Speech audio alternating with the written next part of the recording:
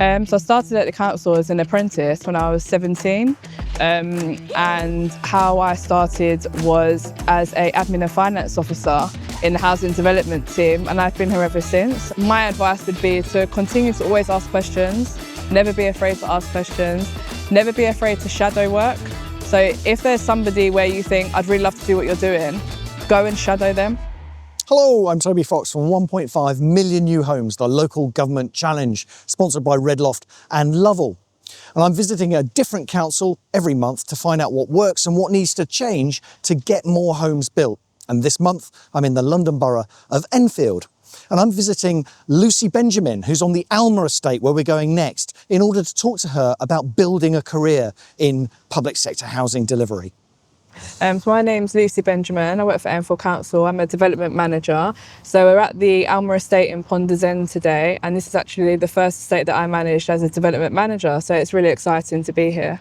So I managed the entire scheme for 5 years, everything from sort of like the planning up to the budgets, to moving the residents over, sort of everything that comes with the project. Yeah, it's been really great. That's a huge amount of responsibility. How big is this scheme? So to date, there's been 1,089 homes delivered, and that's been a mixed tenure. So we've got a large amount of council homes as well, as 200 council homes, and all the development so far is complete. We'll next be going into phase 3 of the development. So tell me how you get to be doing all of that.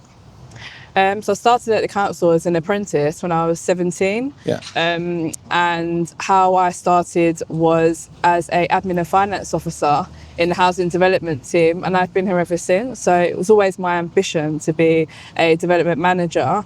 It's through real hard dedication and hard work that I've been able to fulfil that. When did you find out about development management? When you say it was always your ambition? Yeah, so when I joined the team, there was a number of development managers within the team sort of managing projects, but this was before regeneration actually started within the council, so it was just mainly housing developments for RSLs and housing associations. Yeah. And I just loved the idea of managing the entire project, not just parts, and I just wanted to be part of that sort of from beginning to end process. And how did you get on the apprenticeship in the first place? So I went to college in Enfield, and there was actually spaces available at Enfield, the Enfield Council, and they just started off their apprenticeship scheme, and I was actually one of the first apprentices to start at Enfield Council. So how do you feel, Lucy, about the work that you do? I think to be involved in this scheme in particular has been a real sort of ambition and milestone for me. Born and bred in Enfield, it was sort of an area where I had to pass by regularly.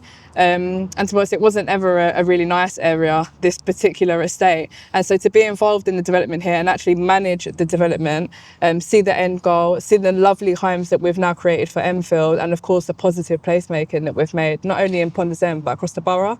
Must give you a really good feeling and also the fact that the work that you've done is kind of manifested all around you. You know, it's real, it's turned into something physical. Yeah, 100%. I'll say this is definitely one of my proudest moments within my career, and I think it will continue to stay with me. And even when I pass by now, it's like, oh, sort of, I was involved in that. So yeah, it's really good for me. But it can't be all good, right? There must be some challenges to what you do as well. What's the toughest thing about being a development manager at Enfield Council? I think one of the toughest is, of course, there's always challenges along the way, especially with planning and things like that, timescales, of course, staying on top of budgets. It's very easy for things to spiral. And of course, any delays come with a cost. So it's important to manage all of that.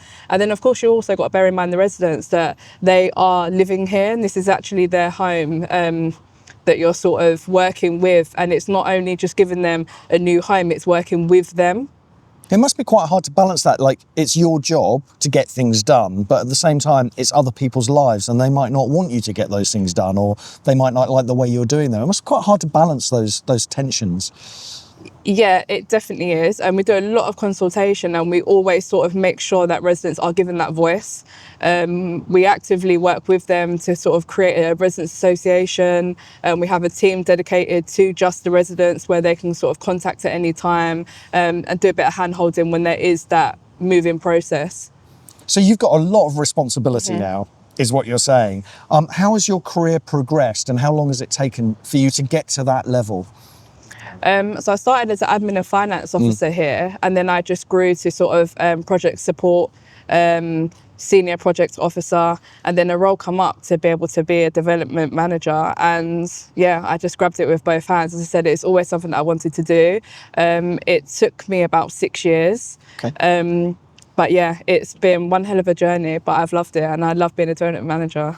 There's a lot of opportunity in development, and there's a lot of roles in between, just sort of like admin, finance, and getting up to development manager. So I feel like you can peak yourself at whatever sort of stage you want to be at.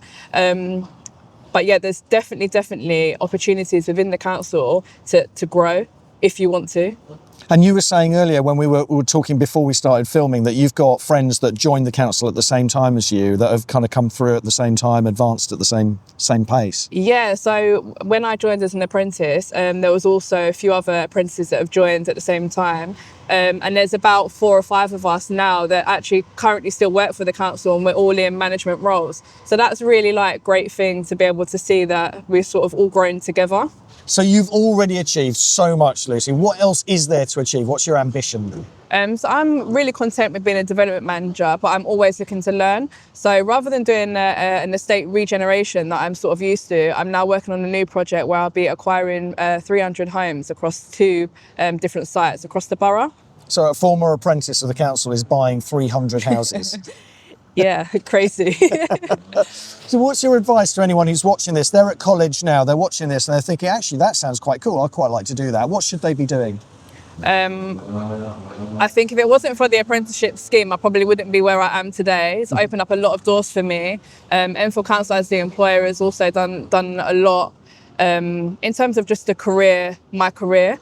I think my advice would be to continue to always ask questions, never be afraid to ask questions, never be afraid to shadow work.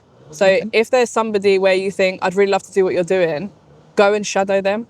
And just how do you do that? Just ask them? Yeah, just ask them. Just ask if you could do mentoring. A mentor is a really great way to learn.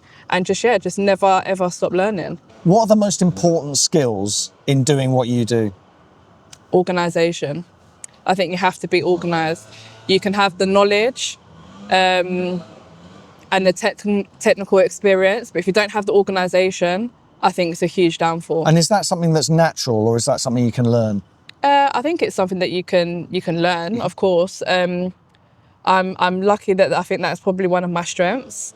And so even though I have started and I probably am one of the younger development managers within the team, my organisation skills, I think, has really, really helped me.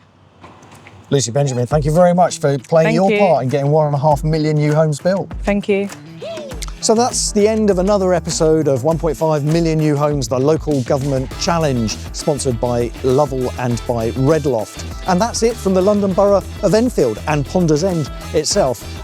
We are going to be back with more from another council next month. So hit like, hit subscribe, and you won't miss any of those episodes. And we'll look forward to seeing you next time.